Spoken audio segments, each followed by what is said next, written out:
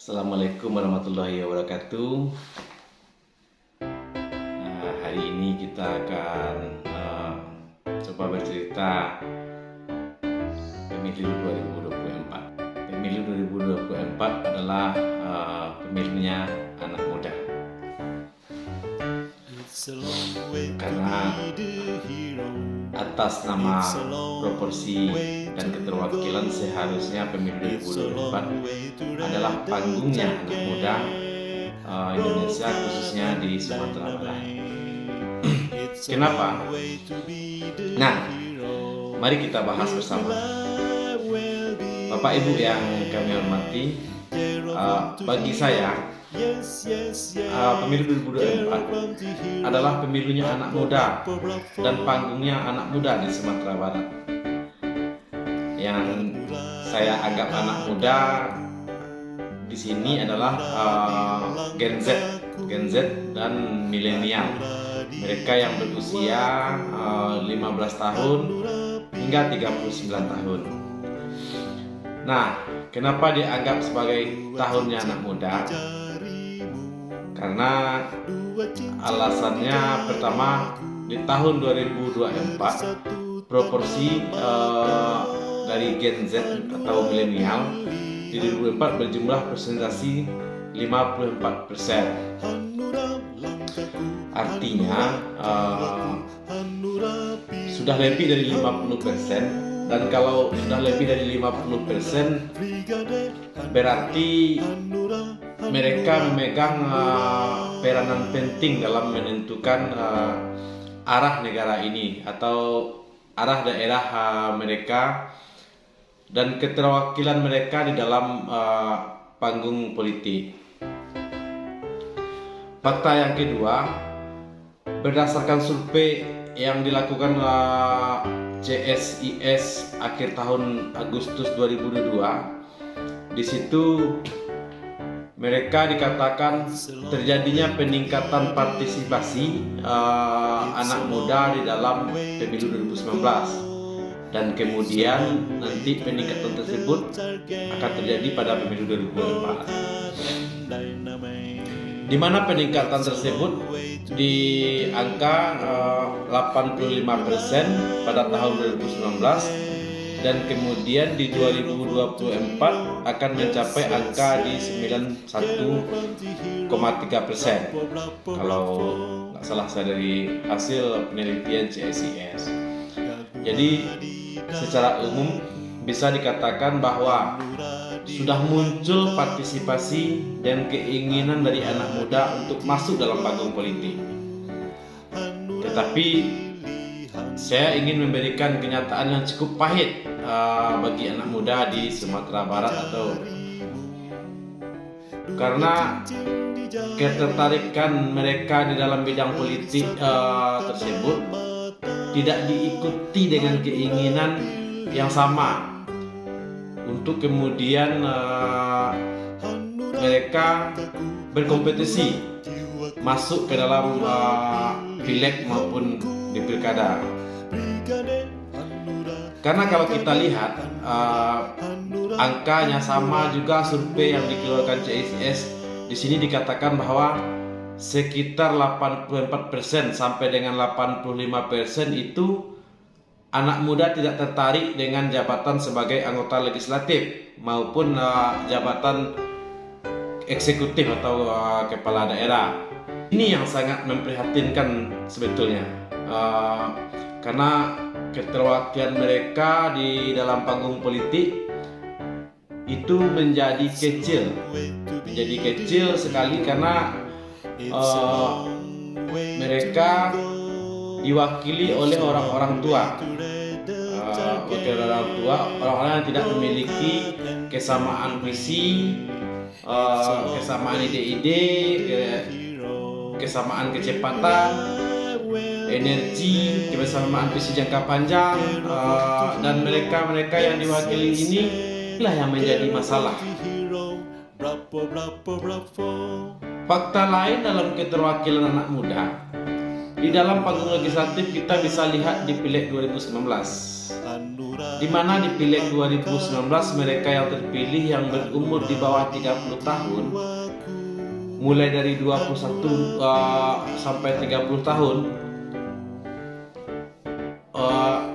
itu hanya 4% saja yang, sedangkan mereka yang terpilih berumur di bawah 40 tahun, mulai dari 21 hingga 39 tahun, itu hanya 10%. Anda bayangkan keterwakilan presentasinya kecil dibandingkan dengan potensi pemilihnya. Artinya di sini kita bisa melihat bahwa banyak peluang yang masih tersedia untuk anak-anak muda yang maju dan berkompetisi di dalam politik. Kita melihat di panggung eksekutif sebagai kepala daerah, kita melihat ada kabar gembira bahwa terjadi peningkatan dari waktu ke waktu, dari pilkada beberapa waktu yang lalu, contohnya pilkada 2017, 2018, 2020, yang kita lihat di mana grafik dari kaum milenial yang terpilih sebagai kepala daerah, apakah itu bupati, wali kota, gubernur, dan wakil-wakilnya, memiliki peningkatan. Nah, ini adalah kabar gembira, walaupun ada efek sampingnya juga yang mengatakan bahwa mereka anak-anak muda yang kemudian masuk ke panggung politik karena mereka bagian dari politik kekerabatan, atau sering dikatakan mereka sebagai dinasti politik, di mana mereka kemudian yang terjadi adalah mereka yang merupakan kerabat-kerabat elit di politik. Tapi saya mau mengabaikan fakta itu terlebih dahulu, dan saya ingin menekankan mengenai presentasi keterwakilan itu yang menurut saya jumlahnya masih sangat jomplang. Dan masih banyak sekali kursi yang bisa diisi, masih banyak sekali posisi yang bisa diisi oleh anak muda dalam menentukan pilihannya. Jadi coba kita bayangkan semua bila anak-anak muda di Sumatera Barat mereka kompak dan solid, kemudian hanya mau memilih wakil-wakilnya juga seusia dengan mereka. Saya yakin wajah politik menjadi lebih baik, menjadi lebih energik, menjadi lebih bervisi jauh, lalu kemudian bisa membuat program-program yang sesuai dengan keinginan banyak anak muda di Sumatera Barat. Nah, berikut saya ingin bicara bahwa dalam konteks partisipasi di dalam panggung politik tentu saja ada dua hal yang bisa menjadi jalur bagi anak muda. Yang pertama adalah jalur kepemimpinan politik atau aktif, di mana sang anak muda masuk ke dalam panggung-panggung politik, kemudian langsung masuk ke dalam organisasi sosial politik dan organisasi kemasyarakatan, kemudian tidak lupa langsung bertanding di dalam pemilihan legislatif, dan kemudian juga masuk ke dalam kompetisi pemilihan kepala daerah, maju ke dalam pilkada. Nah, presentasinya masih belum tinggi, di mana kandidat-kandidat yang bertarung masih dikuasai oleh mereka-mereka yang berusia di atas 40 tahun. Oleh karena itu, kami Partai Hanura memberikan kesempatan kepada anak-anak muda untuk bertarung di pentas politik melalui kendaraan Partai Hanura. Nah, saya sangat yakin masih banyak sekali anak-anak muda yang berpotensi, yang bisa kemudian membawa nama baik dan prestis yang baik buat Hanura. Jalur partisipasi yang kedua melalui jalur pasif dan konstruktif.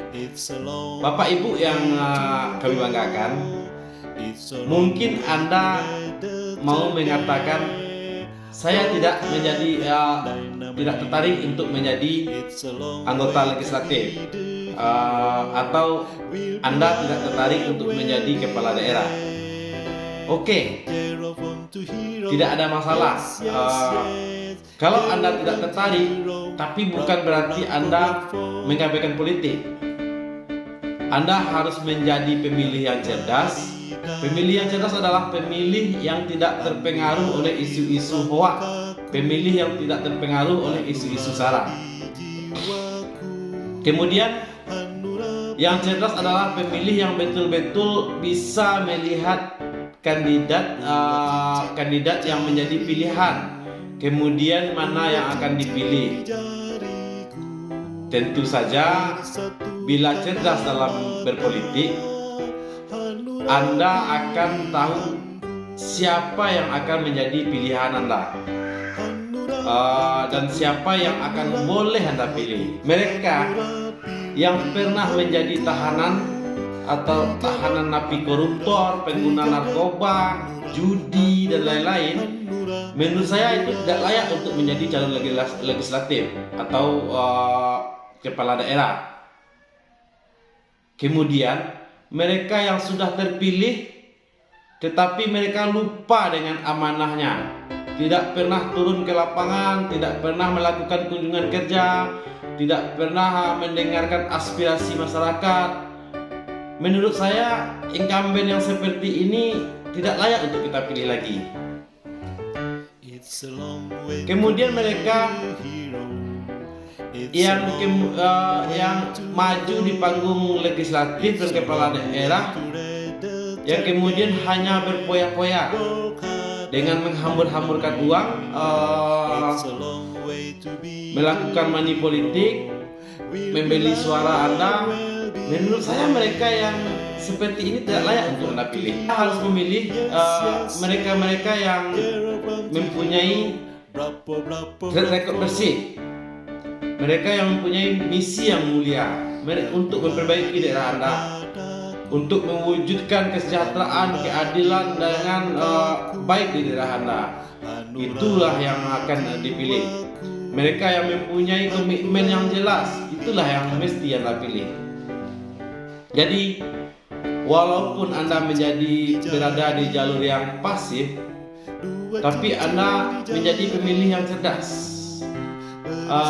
Dengan itu saya yakin politik Indonesia atau khususnya di Sumatera Barat semakin baik, semakin bersih, dan akan membawa kesejahteraan, keamanan, keadilan bagi seluruh masyarakat Indonesia dan Sumatera Barat. Mungkin itu saja yang dapat saya sampaikan pada hari ini. Jika ada salah dan khilaf, saya mengucapkan mohon maaf. Billahi taufik wa hidayah. Wassalamualaikum warahmatullahi wabarakatuh. Terus maju anak muda. Salam hati nurani.